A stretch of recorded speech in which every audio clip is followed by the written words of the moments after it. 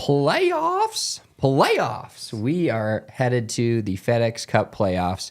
Top 70 players going at it this week in Memphis, Tennessee. Seeing who the top 50 will be to come to us in Colorado next week at the BMW Championship.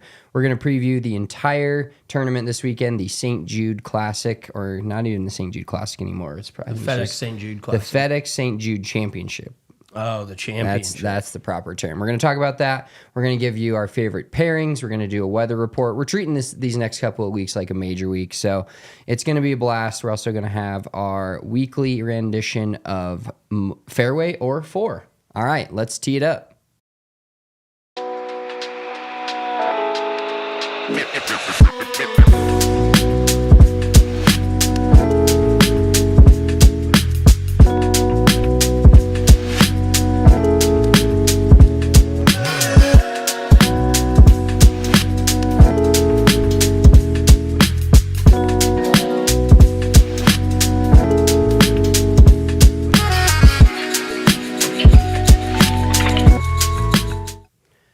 Playoff week is here. The season-long points race coming to an end in 3 weeks.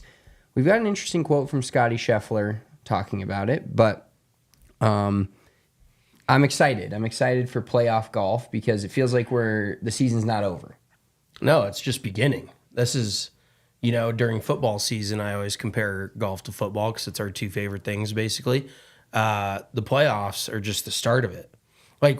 Which is also why it's kind of disappointing there's only 3 playoff events. You remember when there used to be 4? When they started? So FedExCup started in 2007. I think it was 4 events up until just a couple years ago. I think you're right because I think it was 100, 70, 50, 120. 30. No, it was 100. Top 100, top 70, top 50, top 30. Or was it top 125? We don't have our facts straight, but what's new?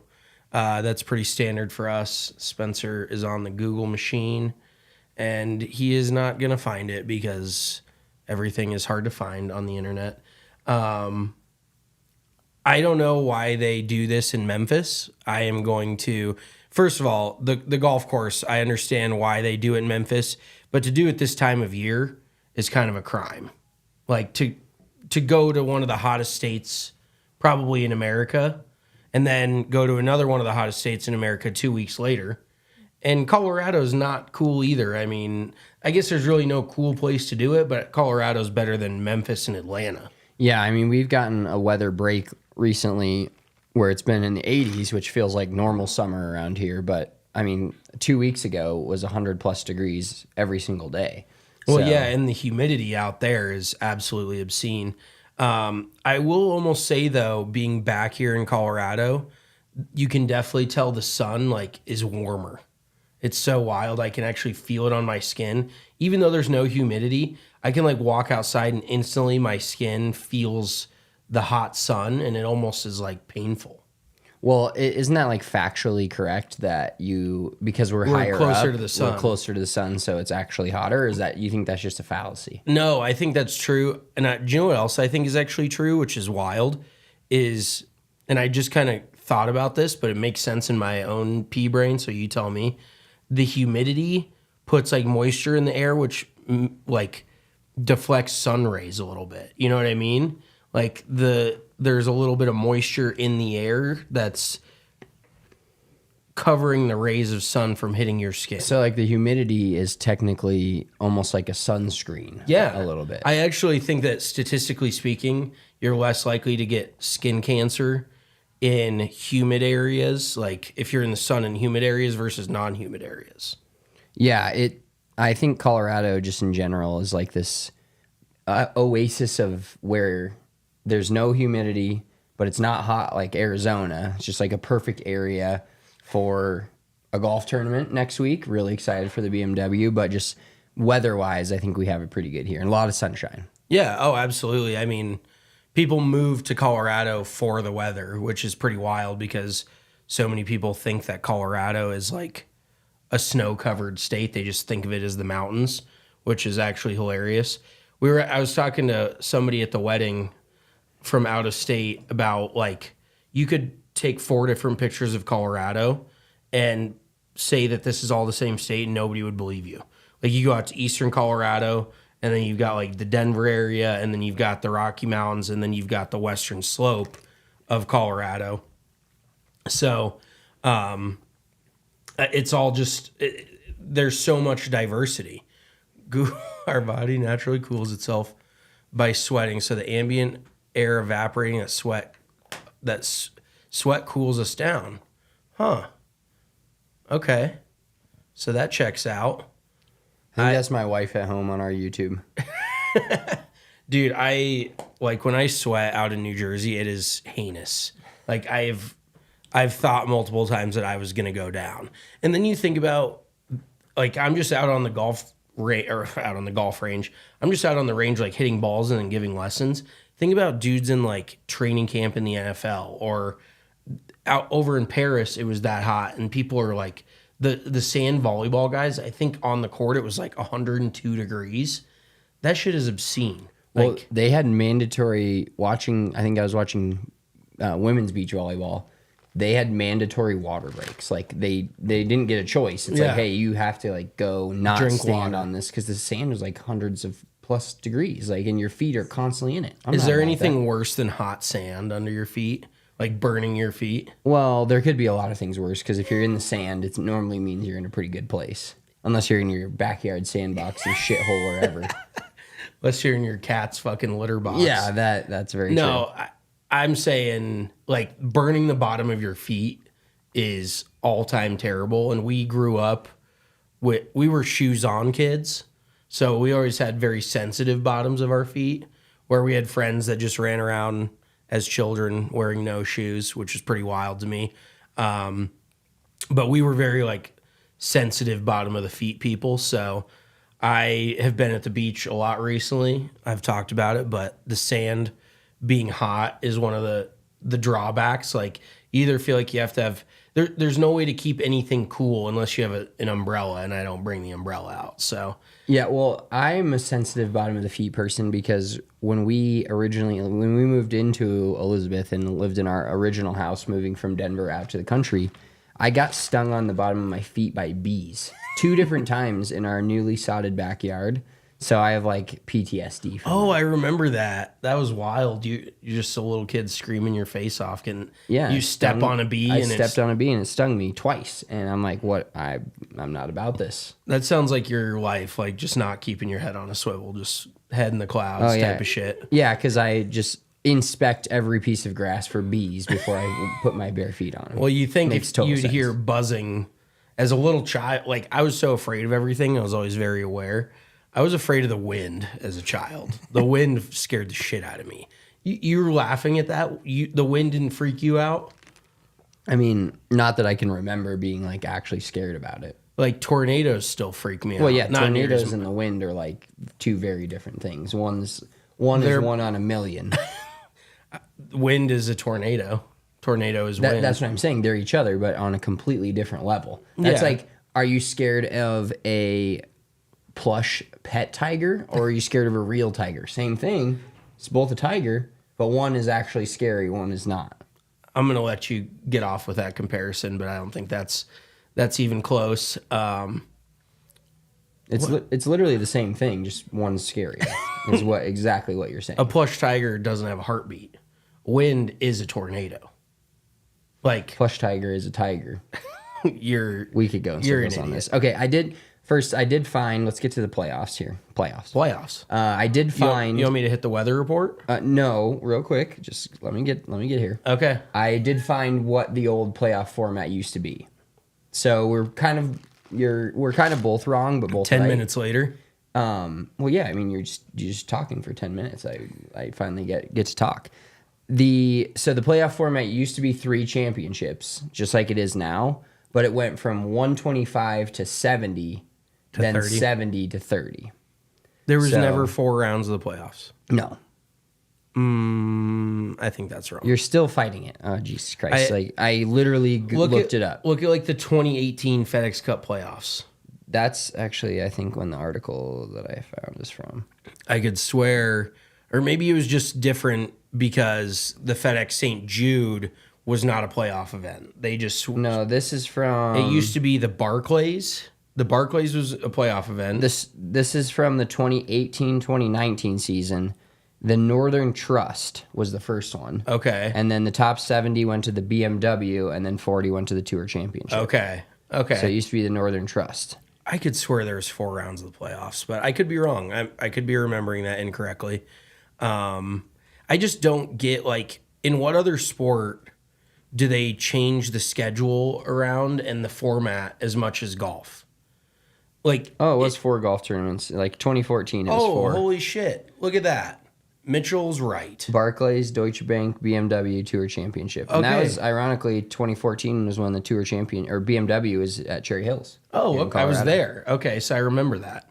God dang. I was like, I swear there was 4 events at one point. And that's just like more playoffs. Give us more football. Give us more golf. Give us more sports. We like Who sports. won the FedEx Cup in 2014? Rory? I remember Bubba played well at Cherry Hills. Bubba was 5th in the final leaderboard. 2014 FedEx Cup. That's a great question. I have no idea. Billy Horschel. Billy Ho. Mm-hmm. Wow. That was the year before they went to, I think, maybe the last year or a couple years before they went to the whole staggered start scenario that we'll talk about before East Lake. Yeah, and Scotty Scheffler made a comment about that, so we gotta discuss that a little bit. But who won at Cherry Hills? Chris Kirk. No, Okay. I'm sorry. Billy Horschel won at Cherry Hills. Oh, okay. Billy okay. Horschel, followed by Bubba, Morgan Hoffman, Ricky Fowler, Jim Furyk, Sergio Garcia, Ryan Palmer, Rory, Adam, Scott, and Jordan Spieth that rounded out the top 10. I actually remember watching Chris Kirk hit golf shots out at Cherry Hills. And talk about a throwback. This dates how old this obviously is 10 years ago. I was watching Angel Cabrera on the range, just striping it. And they have a net out at the end of, I think the range goes to like 280 out at Cherry Hills. He was hitting 3-wood like into the top of the net, like almost flying it with 3-wood from 280. And he was like got to be in his mid 40s at that point. That dude could just bomb the absolute life out of it. Well, that's one thing I'm excited to see when we get past this week and into the BMW next week is how far the players are hitting it. That's going to be like, normally I like to go around a green, see them putt, see them hit shots into the green. I think number one, I mean, we went and played Castle Pines a couple weeks ago. Number one in itself, that'd be a great spot to just sit and watch tee shots all day. I wonder, so the first hole I think has got to be over 600 yards, probably around 650. What do you think is going to be the shortest club somebody has in? I bet somebody gets 7 or 8 iron. Yeah, somebody's probably going to hit that tee shot like 400 yards, if not further, which is going to be bananas. I will say it bottlenecks a little bit down there. We'll get into that when the time comes. But crazy that Billy Horschel won 10 years ago when now he's having this career resurgence this year, almost winning a major, playing really well, coming down the stretch, these last few events. And just a fun dude to watch play. But it's just so wild to think about how different the tour was 10 years ago. Like absolutely, completely different people at the top of the leaderboard. Yeah, well, so the final leaderboard of the FedEx Cup, still winning $10 million like they do now, but... No, they win like 15 now or 18. Oh, is it? Okay. Yeah, well, but like winning the Tour Championship, the winner's share was $1.4 million. That's shit. Like pennies now. It's like winning an Oppo Field event, essentially. That's like getting 8th place. The top 10 and the final leaderboard: Billy Horschel, Chris Kirk, Rory McIlroy, Jim Furyk. Chris Kirk finished second in the FedEx Cup. Mm-hmm. Damn. Jim Furyk, Bubba Watson, Hunter Mahan, Jimmy Walker, Matt Kuchar, Ricky Fowler, Jason Day. Wow. That's like a super blast from the past there. How irrelevant is Bubba Watson? When's the last time you saw him on social media? When's the last time you heard his name? It's been a while. Like, he was the ultimate, I wouldn't call it a flash in the pan because he had a good like 5-year stretch, but absolutely zero longevity. He mailed it in when he went to live because I have not heard his name one time, and who knows how much money he's getting paid. But I don't think he's done anything on the Live Tour, if I'm being dead honest. Yeah, it's been a rough go I for do him. remember him watching. I remember watching him bomb it all over Cherry Hills, though. He was hitting driver everywhere and like getting it up near like every green that he could. That course was not big enough for those guys. So it was tight. No, and so it'll be fun to see if Castle Pines is. Before we get to more of our playoff preview, I want to tell you guys about our friends over at Lucy. Lucy Nicotine, I'm double strapped up on a Wednesday today. If you're watching on the YouTube, you can see it right there. Got the apple ice, got the wintergreen, switching back and forth during the podcast and at all times because I'm a big variety guy. Lucy is 100% pure nicotine. I just made another order today. I had to go a little quicker than my normal subscribe and save order. So got another little order coming of Lucy Nicotine today, but you're saving an extra 15% off if you get your stuff on subscribe and save. So basically every month or every 2 weeks or whatever it is, you can order more of it without even having to do anything. And then you're also saving an extra 15%. So you're not forgetting your nicotine, you're not running out of nicotine, and you're saving 15%. You can also save an additional 20% by heading to lucy.co/BDE and using code BDE when you check out. They have pouches, they have gum, they have breakers. I ordered a few new flavors. Well, not new because I tried all of them, but I'm going to go back and retry some others. My original, when I tried the mint, I didn't like it. I figured I'd give it another shot, and now I like it a bit more. So I ordered the espresso and the mango. So both of those two kind of interesting flavors, but espresso is great when you're drinking coffee in the morning, you want to have some nicotine with that. Lucy espresso is what I'm going to be throwing in. So level up your nicotine routine with Lucy. Go to lucy.co/BDE and use that promo code BDE to get 20% off your first order. Lucy offers free shipping and has a 30-day refund policy if you want to change your mind. That's lucy.co. Use code BDE to get 20% off and always free shipping. Here comes the fine print. Lucy products are only for adults of legal age, and every order is age verified. Warning: this product contains nicotine. Nicotine is an addictive chemical. Also, our friends over at Shady Rays sunglasses. Shady Rays are great quality sunglasses that won't break the bank. I love wearing my Shady Rays on the podcast, on the golf course, anywhere. This is the only time I wear them inside, so I'm not a big sunglasses inside guy, but on the beach, like I said, on the golf course, outside, at the fire. You know, I did mention my Shady Rays the other day. They saved me from a bug just absolutely destroying my eye. So shout out to Shady Rays for that. They have a ton of colors. They have a ton of lenses. They have different types of lenses. You can get the polarized ones, which we use for golf all the time. I have the polarized green wolves that I keep in my golf bag. So make sure you're checking out Shady Rays. They also have a extremely good refund policy. If your shades ever go missing or take an unexpected hit, they have the most insane protection program in all of eyewear. Every pair is backed by lost or broken replacements. And if you don't love your shades, you can exchange for a new pair or return worry-free within 30 days. There's no risk when you shop. Their team always has your back with personal and fast support. Exclusively for our listeners, Shady Rays is giving out their best deal of the season. Head to shadyrays.com and use code AC35 for 35% off polarized sunglasses. Try for yourself the shades rated 5 stars by over 300,000 people. All right, I'm going to put my sunglasses on right now, and you're going to give us a weather report for Memphis, Tennessee. It is kind of funny to me because the playoffs, like we just talked about, have changed events. The St. Jude used to be a not right? Am I tripping thinking that? That used to be one of the events like that somebody would win and you'd be like, cool, it's their first tour win. Or yeah, somewhat the field is so small and somewhat now of a it's throwaway type of event. Yeah. But I think partially because the FedEx is such just the company FedEx is such a major tour sponsor. And do you know where FedEx is based? Memphis, Tennessee. Correct. Have you ever heard the story of FedEx? No. The owner, so it's Arthur Smith's dad. You knew that. Yeah. The former coach of the Falcons. Now, what is he, the OC of the Steelers? I don't know. I think that was kind of a good poll on my part. I think he is the OC of the Steelers. Excuse me. So the dad started FedEx in like the 70s. He was gambling, and basically FedEx was going like bankrupt. They were about ready to close their doors. Maybe it was the 80s, something like that. And the dad won like $60,000 gambling. Like he hit some big jackpot won 60 grand. He owed like 30 or 40 grand to one of his distributors or something. And he was basically going to have to close the doors if he couldn't pay this dude.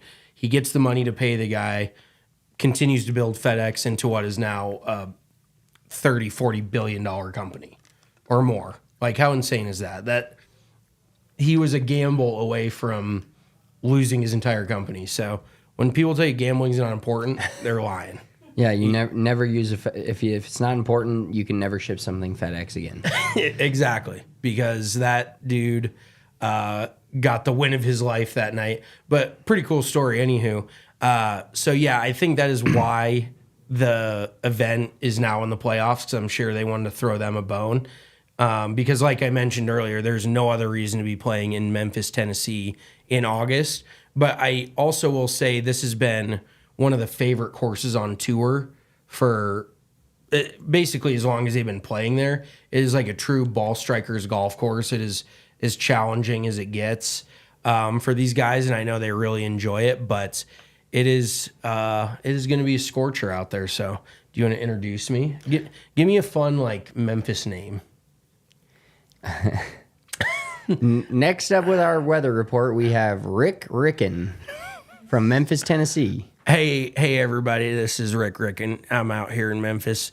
It is going to be a warm one this weekend. I don't even know what this accent is. 95 on Thursday, 80% humidity. It is going to be a scorcher.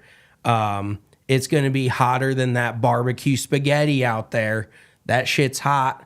98 Friday, low of 77. You can't even open the windows at night. That shit sucks. And then Saturday, 91, partly cloudy, and Sunday, 88. And we are going to have the top 50 moving through to the BMW. Back to you. Back to you in the studio. I just did like 3 different accents there. I felt like it stayed pretty. That was really terrible. That was like Memphis. That was like a Texas accent. Memphis, is Memphis south or is it west? Like Tennessee. Nothing about Tennessee is west, I don't think. not west, but like, is it like a Texas accent or like a east?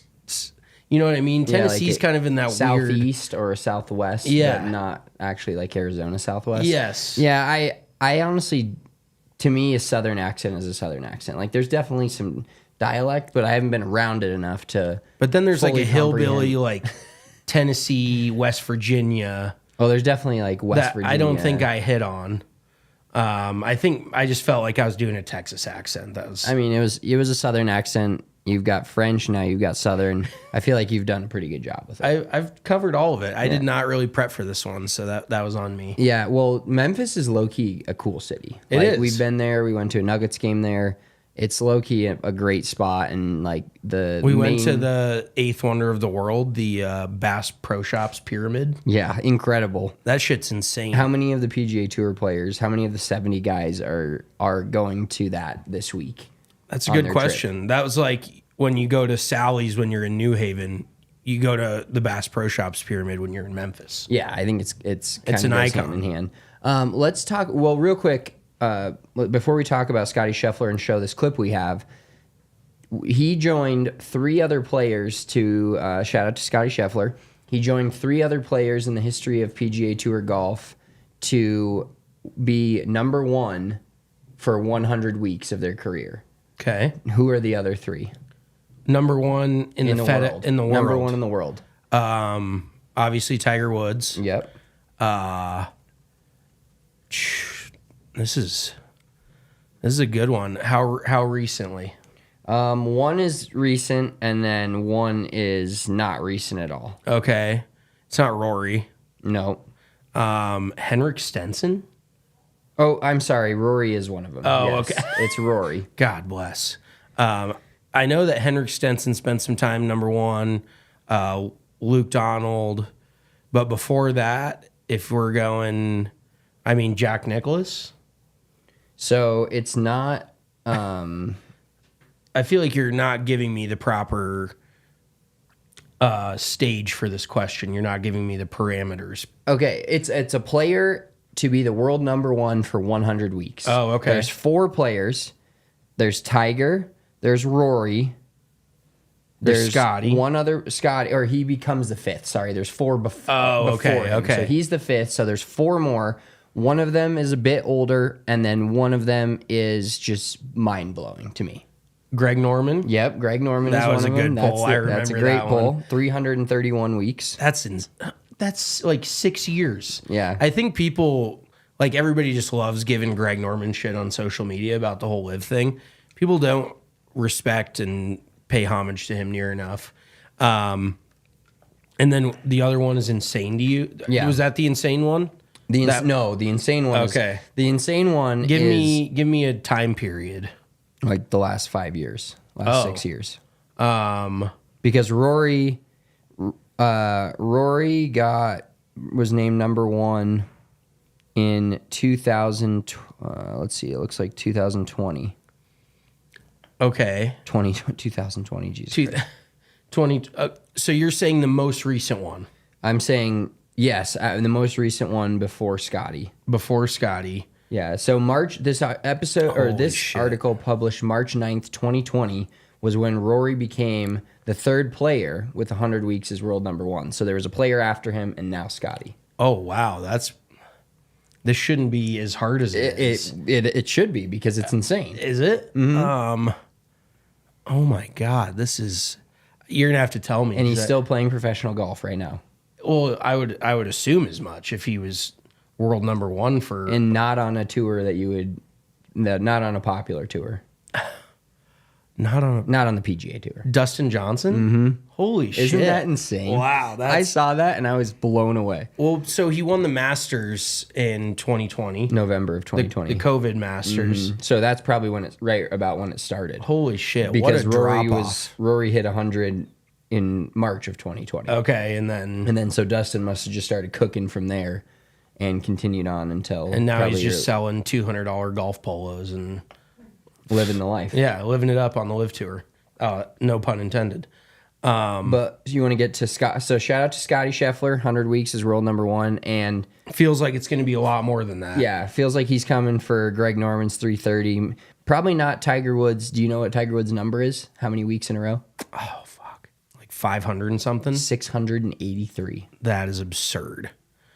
That's quick math. Eight straight years. 52 weeks in a year. Yeah, so roughly at least 12, 13, almost 14 years. Oh my God. That is absurd. Yeah. When there will never be like when we talk about like LeBron versus MJ, whatever, somebody's going to be really hard pressed to ever even be mentioned in the same name as Tiger Woods, at least in the modern game. Obviously, you have Jack Nicklaus, my GOAT. A few other guys, old school, but in the modern day game, as competitive as it is now, I don't know if that will ever be touched. But you never know. I mean, Scottie Scheffler just feels like he can't stop winning. We waited for him to fall off the middle of the season. He kept doing it later this season. I wouldn't be shocked. I bet he wins one of these 3 playoff events, if not the Tour Championship, if not like one or two of them. So the dude is just on an absolutely insane run. Him starting a tournament with a lead already, like he will with the Tour Championship, just seems impossible. Yeah. Because the guy doesn't make mistakes. He needs to create a little drama. Somebody needs to go out there and the PGA Tour needs to pay somebody to run out there and like throw his ball into a yard so they can at least bring the field back a little bit, because otherwise it's not going to be a very eventful week unless his neck flares up, which he commented on. You want to read that? Yeah, well, we actually have the clip right here. Oh, so shout out Tiff. Thank you. I would talk about it the last few years. I think it's silly. I mean, you can't call it a season-long race and have it come down to one tournament. I mean, hypothetically, we get to East Lake and my neck flares up and it doesn't heal the way it did at the Players. I finished 30th in the FedEx Cup because I had to withdraw from the last tournament. Is that really the season-long race? No. I mean, it is what it is. It's a fun tournament. I don't really consider it the season-long race, like I think is the way it's called.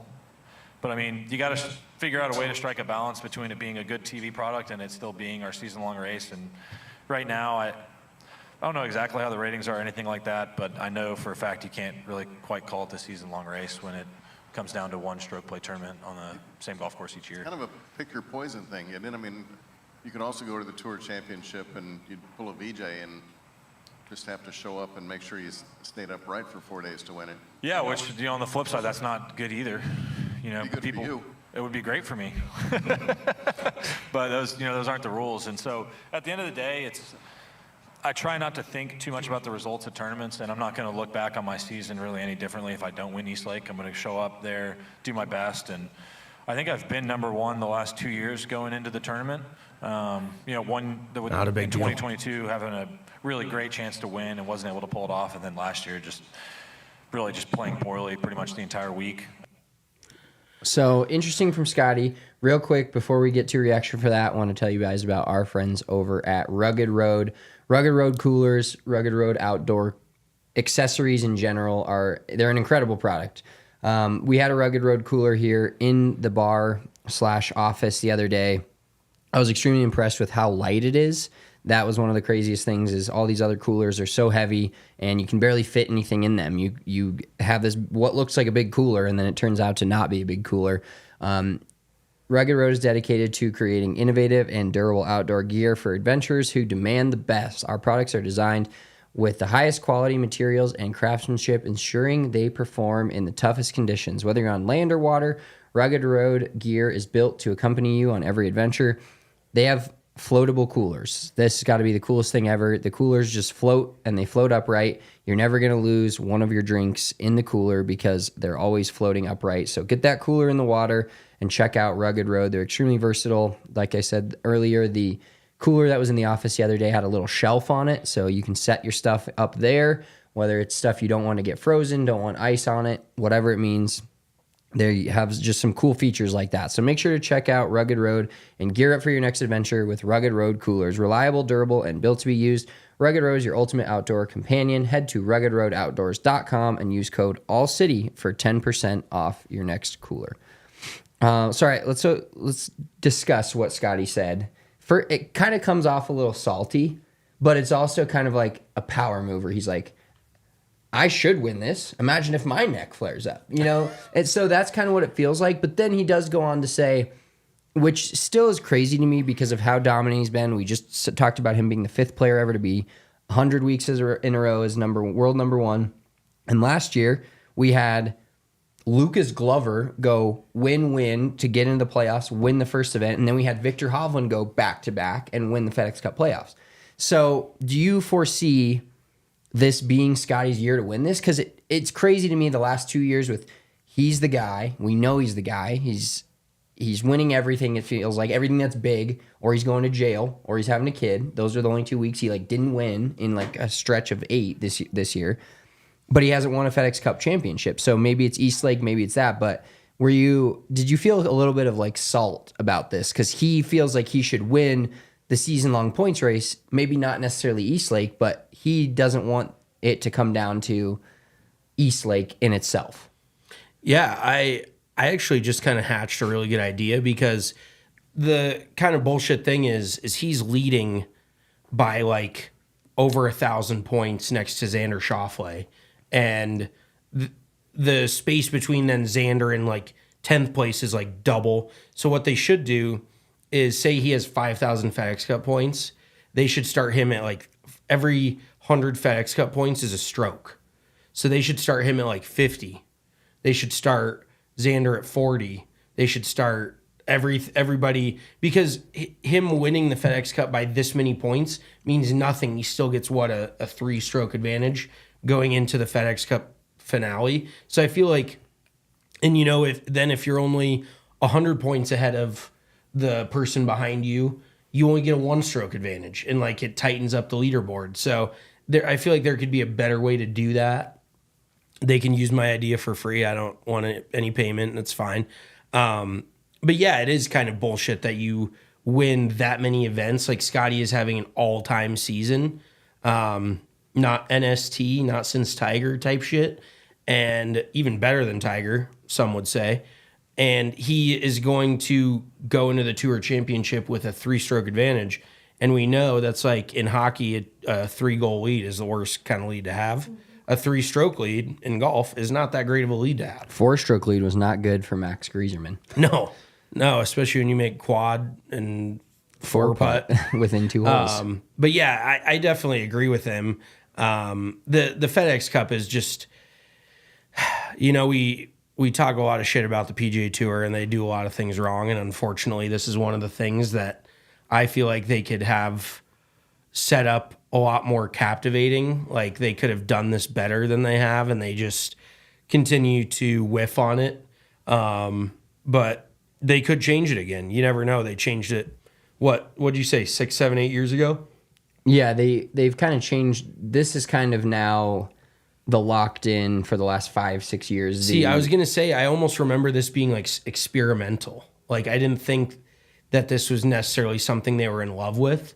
So obviously, the stroke part of it you're talking, not the amount of events. Yes. Yeah, I feel like it was experimental, but now it's a thing. I feel like it's the only way to Who loves it? It's like when you see a terribly shitty commercial for a company and you're like, who greenlit that? Like, who thought this was a good idea? Who loves this format and is like, this creates drama. This is perfect. Like, I don't necessarily think it makes sense. Do you? I don't think it makes sense from... Here comes devil's advocate Spencer. Yeah, I don't think it makes sense from our side of it, from the media, like fan side of it, but there needs to be some way, which I'm not smart enough to think of a better way necessarily, but there needs to be some way to reward Scottie Scheffler for being the best player in the world all year and winning the quote-unquote points race, and maybe you split them up. Maybe you say, okay, the points race matters until the playoffs start, and then, that's a completely separate thing you're playing for, because the thing I don't like about it in general is the fact that just winning East Lake itself makes you win the whole thing. Like, if the 30th ranked player going into East Lake, so the last person to get in, wins, maybe the points shouldn't be to where, like, Scottie Scheffler could still win the FedEx Cup without winning that tournament. You know what I mean? Like, I feel like that would be a little bit more fair. That's how it used to be. Like when Xander Schauffele won the tour final at East Lake, but he didn't win the FedEx Cup. Right. I think that was the year Jordan Spieth won. So Xander won the actual final in Atlanta, but Jordan Spieth won the FedEx Cup. That is how it should be, in my opinion. Yeah, and I guess you can go that way, but then you have to... But you're not, like, rewarding Scotty for his entire year then. No, you are, because he'd still win the FedEx in that Cup. tournament, I'm saying. Yeah. Because then you're playing from an even playing field. So, I don't know. But realistically, you're getting the big paycheck for winning the FedEx Cup, not for winning the tour final. Like, you're still getting a good paycheck, but you're getting 5 to 7 to 8 times the money for winning the FedEx Cup, like, which Scotty should win far and away.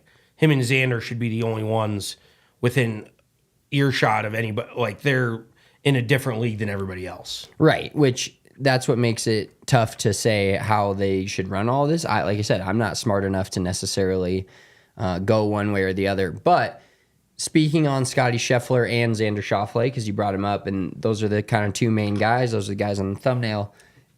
So we've kind of talked a little bit about what this playoff means for their season in general.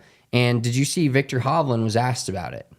And so was Rory. Oh, so I didn't hear. Did you hear Rory? Yeah. So you can kind of share here. Yeah. So Victor Hovland was asked about who has had the better season, and he kind of like thought about it, and he goes, 2 majors sounds pretty good to me. So basically, he was kind of on Schauffele's side and saying Schauffele had the better season. Now, I don't think personally, in my eyes, if one of those two, Schauffele or Scheffler, wins the Tour Championship, I think that automatically puts either of their seasons above each other's, because Xander would be 2 majors and the FedEx Cup. That's about as good as it gets.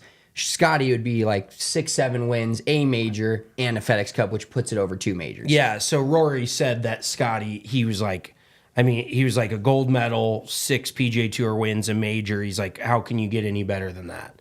So Rory took his side, which also makes sense because Rory doesn't want to act like he puts too much weight on the majors because he can't win one. So if he really cared that much and couldn't win, I think that would just make him look even worse. So I think he would rather take the bunny wins, the RBC Heritage, those frivolous wins like that, as opposed to the majors, because he may never win another major in his entire career, and I'm going to keep harping on that shit until he does. I will not back down from the take that Rory isn't probably never going to win another major until he does, until he proves me wrong. But yeah, I think that Scottie Scheffler is still far and away. Like Xander, I don't see him every week being a threat when he tees it up. He's a threat, but it's not like his tournament to lose. Every week Scotty tees it up, he's playing the entire field. Yeah, it's Scotty versus the field. Yeah, when he 100%. All right, let's get into, do you want to talk about some potential pairings? Sure. It's not as exciting as talking about pairings for a major because there's only 2 guys in each one. Obviously, 35 groups. It is kind of nice that, you still get the morning versus afternoon scenario, but at least everybody starts on one. And it makes these two, like, as much as I don't love having less players in an event because there's crazier shit happens when there's 130, 140 players, I think the fact that everybody's starting off on the same tee box and going from, looks like 6:20 our time, so 8:20 Memphis time till 12:15 Memphis time. We got some interesting groups here. So Xander and Scotty, they just put them together. I love that. Are they just going FedEx ranks? No, because they should just go 1, 2, 3, 4, 5, 6. That would be the thing to do. Are you sure it's not that? I don't know for sure. Do you know what else is a new pairing this week is Hideki Matsuyama and his caddy. Yeah, so Hideki Matsuyama is playing with, I just saw him, Sahith Theegala. Okay. But yeah, he's got, you can delve into that a little bit. Well, yeah, so, I mean, he got robbed, I guess, in London, and his caddy's passport got stolen. So his regular caddy couldn't make it back to America from France for the FedExCup Playoffs. So I think Hideki's passport actually also got stolen, and somehow they expoed, like, the PGA Tour couldn't have that. They just, they were like, we'll get you your passport, but you're going to have to figure out the caddy on your own. That's kind of crazy to me that they wouldn't just go all the way in. Like, it's Hideki and team. He's not going to have his coach or his caddy. Yeah, that's fucked up. Like, that's a step too far. Like, talk about having a leg down in the playoffs. Yeah, anybody on their betting card, if they had Hideki, they see that and they're like, oh, well, that'll be fun. Yeah, he's got some local caddy from Memphis, some kid. Remember what happened? Yeah, that was like Matt Kuchar in Mexico. He's gonna fucking, who knows what's gonna happen there? But and that is actually crazy as well because there's a language barrier with Hideki. Hideki does not speak English, so are they gonna find somebody that speaks his native language in Memphis that also knows golf? I feel like that's pretty low odds. Right. So what are they going to have, a translator and a caddy out there? That would be pretty wild. I don't even know if that's legal or not. Yeah, that would be insane. Now that you think about it, just having a guy talk through everything with him. They do have, can you have your phone out at a tour event just translating everything? Just the caddy's just got to speak to talk, and he's just translating everything he says. Yeah, that is actually wild to think about. Hopefully somebody who speaks that language that caddies for another guy that isn't qualified is going to step in and help him out. But yeah, absolutely wild situation. There is a lot of like pickpockets. I feel like people don't get their pocket picked here in America.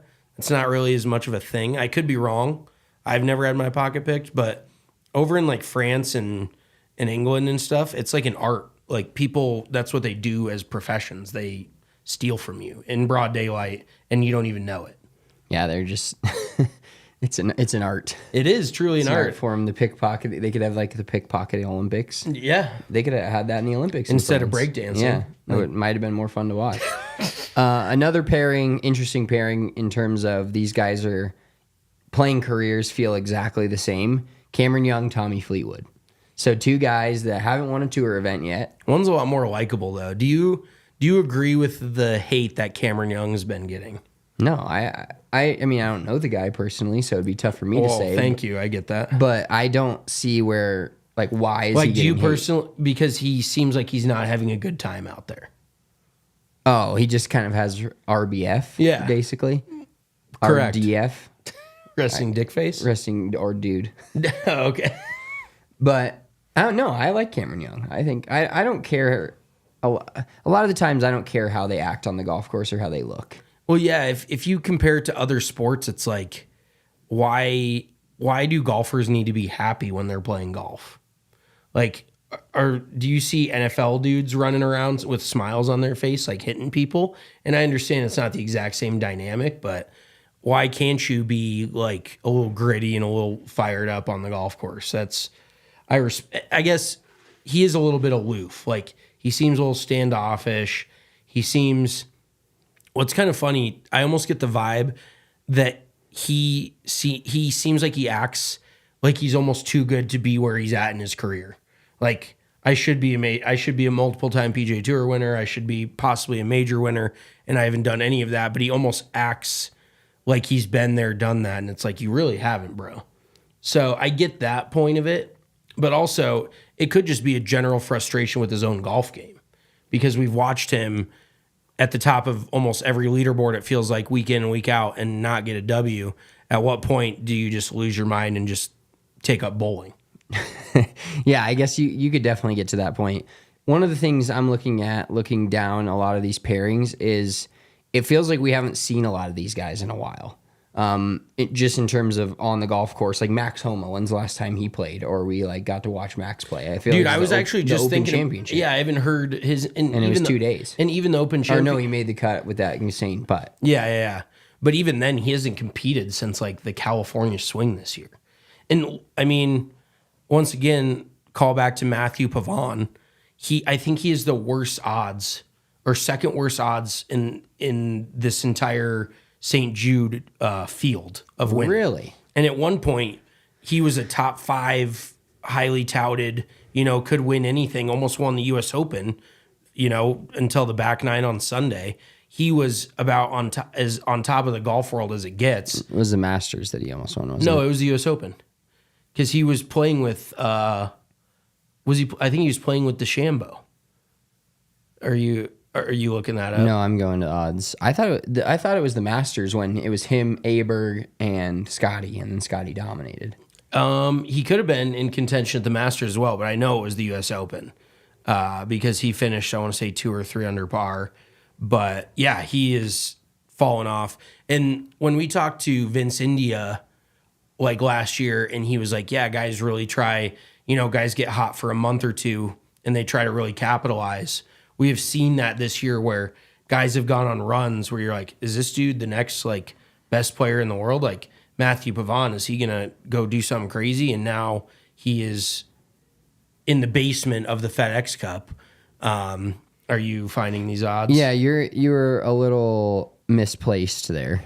What are his odds? So according to Bet365, he's like plus 15,000 to win the event. That is reserved for like the no name of the. He's plus 9,000 win only. Oh, okay. So he's plus 9,000 win only, right in between Akshay Bhatia and Keegan Bradley. Now, bottom feeders, we've got. Who do you think is okay? So this is actually kind of funny. Seamus Power. No, he's Jordan Spieth. No, just calm down. I want to say this. So Matthew Pavon is plus 35,000 to win only. Okay. Jake Knapp is plus 35,000 to win only. Are you talking this week or Yes, the FedEx I'm talking Cup? this week. You just said 9,000 win only.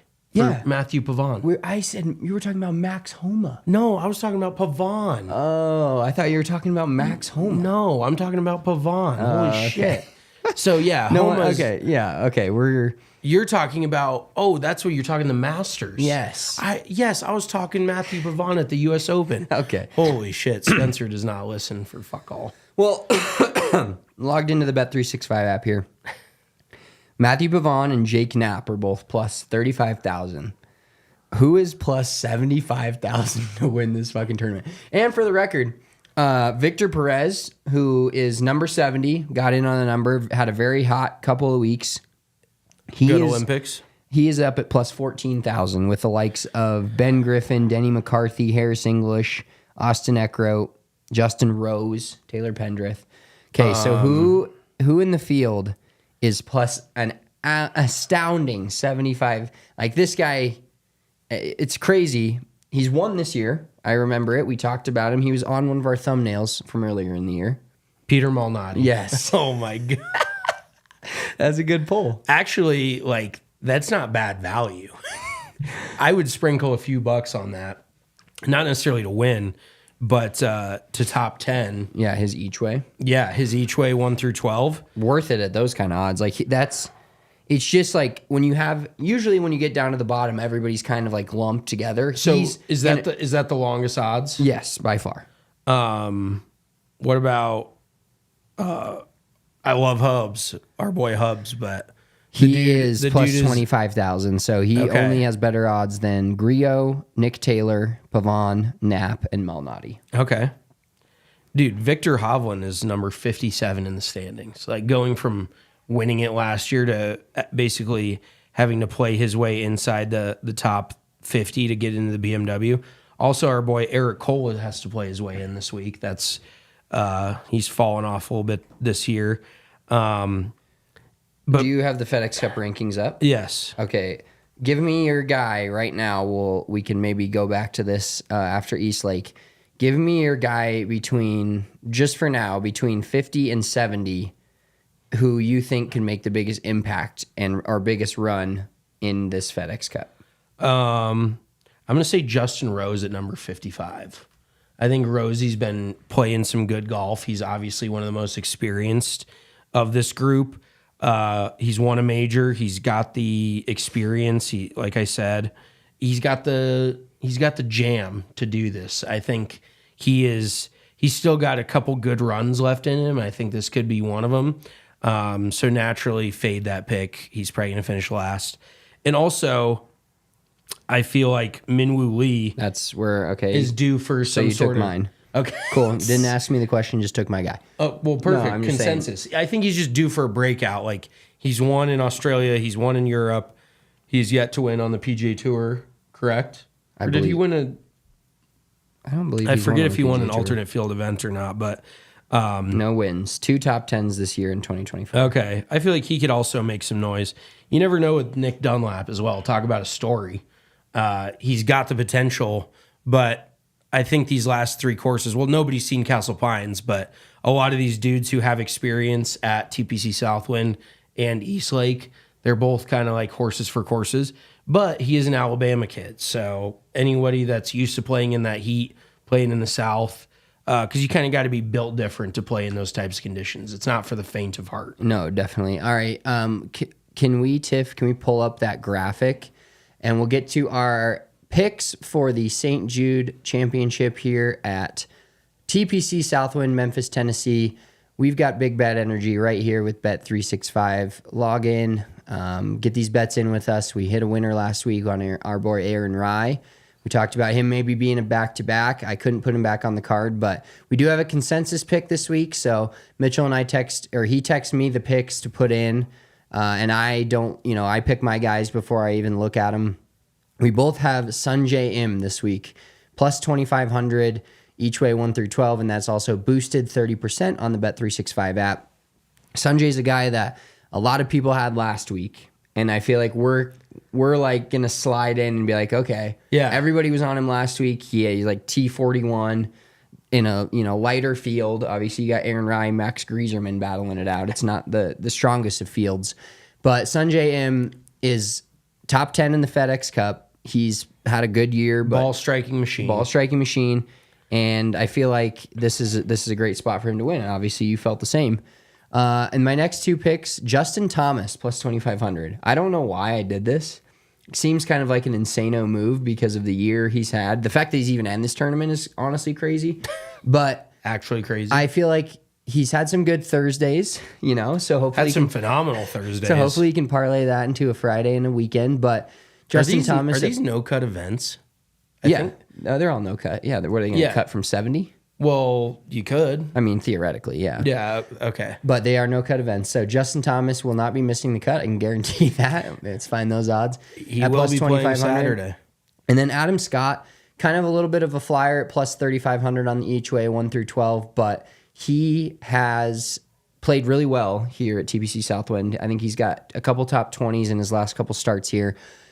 Feel like he's kind of come on. He's getting a little old. He's getting a little long in the tooth. He is, but I feel like he's had a great last 4 or 5 weeks. Couple that with the experience and the history at TPC Southwind, I feel like he was a good pick this week. I like that. I just went ball strikers. Russell Henley.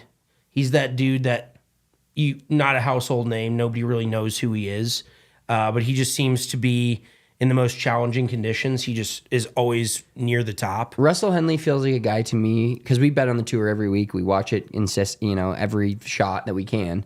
He seems like the guy that every time we bet on him, he plays like shit. And then when we don't, we're like, oh, I knew it. Russell Henley's right there. Exactly. Like you look down the leaderboard, you're like, oh, there's Russell Henley in the top 10. Shocker. And then Akshay plus 4,000, a little bit longer odds. But I truly think this dude is one of the emerging stars of the PGA Tour. Like I think he will be one of the faces of the PGA Tour going forward.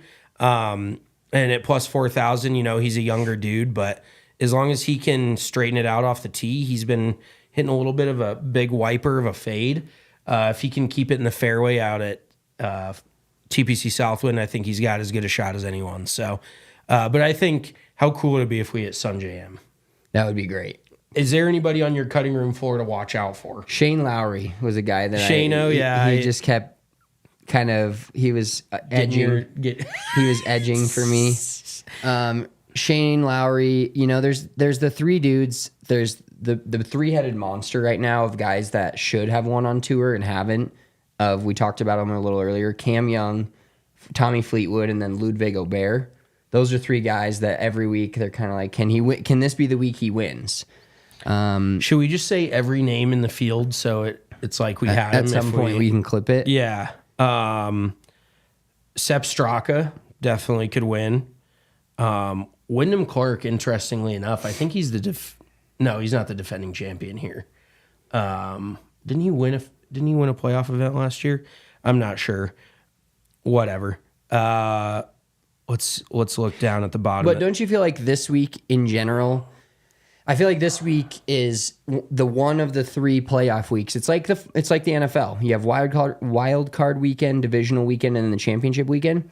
I feel like wild card weekend, there's always something crazy that happens. There's a guy that could win it that you don't expect. And I feel like this week, that's kind of how it's going to be at TPC Southwind. Like the guys that are already up in the top 30 already know they're going to the Tour Championship they're not going to be pedal to the metal. I mean, yes, if Scotty Scheffler could win 3 in a row, he would do it. It's not like none of them are trying not to win, but there's a little bit of a different motive for the guys sitting down 40 through 70. And, hey, I need to go win an event, and they maybe go balls to the wall and win it. So I do think this is the week where we could see your non-household name taking home a trophy. One last name I'm going to throw out there, I think, is Chris Kirk. Georgia Bulldog, he's a Southern dude, and he is outside of the top 50, I think. Yeah, he's right, or he's teetering. He's on the edge. He needs to play well, and he's just one of those PGA Tour veterans that is going to hit the ball really well and knows his way around TPC Southwind. So yeah, I mean, shit, he was in the fucking 2014 FedEx Cup. Talk about longevity. And then look at Keegan Bradley, too. Like, the dude is going to be Ryder Cup captain next year, and he's still in the FedEx Cup. Like, I think that shit's cool. Yeah. Well, let's finish this pod up with our weekly rendition of Fairway or Fore. That's where we go to 2 different situations, and we give you guys the pick, whether that's Fairway, that's something that's normal, or Fore, like that you should not be doing that, or that should not be a thing. Do you want to start us off, or you want me to start us off this week? I can start us off. So this week in the news, Chipotle basically lost their CEO. Did you hear about this? No. Chipotle lost their CEO to Starbucks. Starbucks hired away the Chipotle CEO, and Starbucks stock jumped 25% yesterday, and Chipotle's went down 14%. So massive movers. But it just got me thinking, like Starbucks, Chipotle, along those lines. And there's a few different directions I could go in with this, but how do I want to phrase this? And I saw a lot of people saying now that since Chipotle, the bowls, should Starbucks make a breakfast bowl? Because I think that would fucking hit. That would be like kind of their next level up. But isn't everything they make, and I'm talking completely out of my ass because I literally on the way here told you, hey, they have a non-dairy essentially like breakfast wrap, so I'm gonna order that. But isn't everything Starbucks makes breakfast or food wise like pre-made / like microwaved? Yeah. So I mean, if they can change their ways, sure. Yeah, I think a breakfast bowl. Could you would be imagine great. a skillet in the back of a Starbucks? Somebody whipping up eggs and sausage back there making breakfast bowls. I think it's Fore because they won't do it, but I think if they did do it, I mean, I don't know how they can get any more popular or bigger, like, or sell any more things. I really don't. Well, it is crazy because I pay pretty close attention to the stock market, and like people have been so down on Starbucks recently, and obviously it goes into larger like numbers of how the business is run. But like you said earlier, like there's literally a Starbucks like every other mile that you can find within your general area, probably 5 to 6 Starbucks in a 10-mile radius. So it is like questionable, and they're always busy. So I just don't know how obviously they need to improve their margins. I have no idea. But I think a breakfast bowl from Starbucks could be, because I don't like I would like to order something that's not just a sandwich. You know what I mean? It's something that would be quick, and I'm always at Starbucks anyway. I'm now a downloader of the app. I've been refilling that shit. Like, it's unbelievable. But if I could get something that was non-sandwich, I guess they have the egg bites, but I'm not too keen on the egg bites. So I would agree with you though. If it's not fresh eggs, I'm probably out, and it's probably not going to be. Yeah, microwaved eggs are not my favorite thing. No. So I'll stick on the sandwich gang, and I've been kind of like I've been eating a lot of PB&Js lately. Just seems like a really good quick snack. I was watching the other Hard Knocks, the Bears one is out, but the Giants one, and their GM talked about how he's just ate a peanut butter and jelly sandwich heading to his first day on the job as the GM, because that's what he did when he was a player. He's just keeping the same thing. So it got me thinking about PB&Js. I had one while I was watching it because I couldn't help myself. Love a PB&J. Is a PB&J the most universally liked food? All right, and maybe we can cut it down to America because it's not universal. I get that, but like, is that the most, like, how many people would say I don't like a PB&J? Yeah, that's actually pretty factual. I don't know of anybody, so I'll go Fairway, because unless like for dietary purposes, it's not great. Like, there's not a lot of substance to it. But taste wise, absolutely. Like an Uncrustable is like goated to me. So I think anything PB&J I am in on. Just peanut butter in general is a top 5 food for me. So yeah, peanut butter does have its. I'm more of like an almond butter and jelly guy rather than peanut butter. You just got to be extra, don't you? I'm uppity and extra. Yeah. Well, everybody, enjoy your weekend. Enjoy the TPC Southwind St. Jude Championship. 70 players this weekend. Next week, we'll be talking about 50 players heading to the BMW Championship, where we'll be live recap coming for you at the end of the round. And hopefully, if our boy Hubs makes it, he might be on the show next week. Yeah, we could have PGA Tour player Mark Hubbard, friend of the program, in studio for the show with us next week. Enjoy your weekend. Enjoy football being back. Enjoy it being almost fall. Playoffs are here for golf. Everything is going right in the world. We'll talk to you on Sunday afternoon. Peace. We all silly like the mayor.